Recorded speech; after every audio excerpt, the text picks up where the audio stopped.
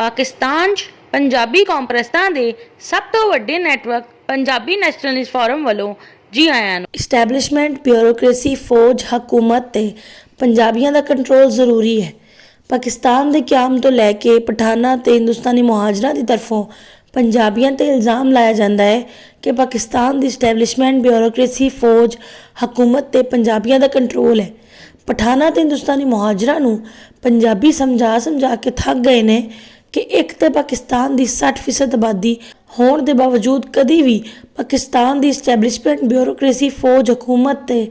ਪੰਜਾਬੀਆਂ ਨੂੰ ਆਬਾਦੀ ਦੇ ਮੁਤਾਬਿਕ ਨੁਮਾਇੰਦਗੀ ਨਹੀਂ ਦਿੱਤੀ ਗਈ। ਦੂਸਰਾ, ਪਾਕਿਸਤਾਨ ਦੇ ਕਿਆਮ ਤੋਂ ਲੈ ਕੇ ਪਾਕਿਸਤਾਨ ਦੀ ਇਸਟੈਬਲਿਸ਼ਮੈਂਟ ਬਿਊਰੋਕ੍ਰੇਸੀ ਫੌਜ ਹਕੂਮਤ ਤੇ ਪਠਾਨਾਂ ਤੇ ਹਿੰਦੁਸਤਾਨੀ ਮੁਹਾਜਰਾਂ ਦਾ ਕੰਟਰੋਲ ਰਿਹਾ ਹੈ।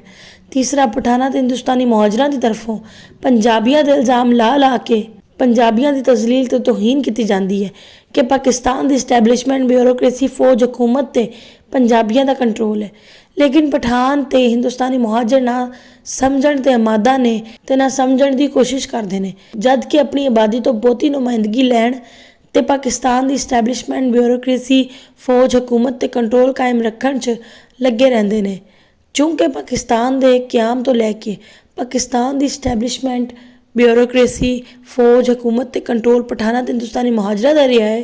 ਇਸ ਲਈ ਪੰਜਾਬੀ ਕੌਮ ਨੂੰ ਪਾਕਿਸਤਾਨ ਦੀ ਇਸਟੈਬਲਿਸ਼ਮੈਂਟ ਬਿਊਰੋਕ੍ਰੇਸੀ ਫੌਜ ਹਕੂਮਤ ਤੇ ਪਠਾਨਾਂ ਤੇ ਹਿੰਦੁਸਤਾਨੀ ਮੁਹਾਜਰਾਂ ਦੇ ਬਜਾਏ ਪੰਜਾਬੀਆਂ ਦਾ ਕੰਟਰੋਲ ਕਾਇਮ ਕਰਨ ਤੇ ਧਿਆਨ ਦੇਣਾ ਚਾਹੀਦਾ ਹੈ, ਤਾਂ ਕਿ ਪੰਜਾਬੀ ਆਪਣੀ 60% ਨੁਮਾਇੰਦਗੀ ਹਾਸਿਲ ਕਰਨ ਦੇ ਨਾਲ ਪਾਕਿਸਤਾਨ ਦੀ 40% ਆਬਾਦੀ 'ਚ ਸਮਾਟ, ਬਰਾਵੀ, ਗਿਲਗਿਤੀ ਬਲਤਿਸਤਾਨੀ, ਕੋਹਿਸਤਾਨੀ, ਚਿਤਰਾਲੀ, ਸਵਾਤੀ, ਗੁਜਰਾਤੀ, ਰਾਜਸਥਾਨੀ ਤੇ ਬਲੋਚ ਨੂੰ ਵੀ ਪਾਕਿਸਤਾਨ ਦੀ ਇਸਟੈਬਲਿਸ਼ਮੈਂਟ ਬਿਊਰੋਕ੍ਰੇਸੀ ਫੌਜ ਹਕੂਮਤ 'ਚ ਇਹਨਾਂ ਦੀ ਆਬਾਦੀ ਦੇ ਮੁਤਾਬਿਕ ਨੁਮਾਇੰਦਗੀ ਦੇ ਸਕਣ।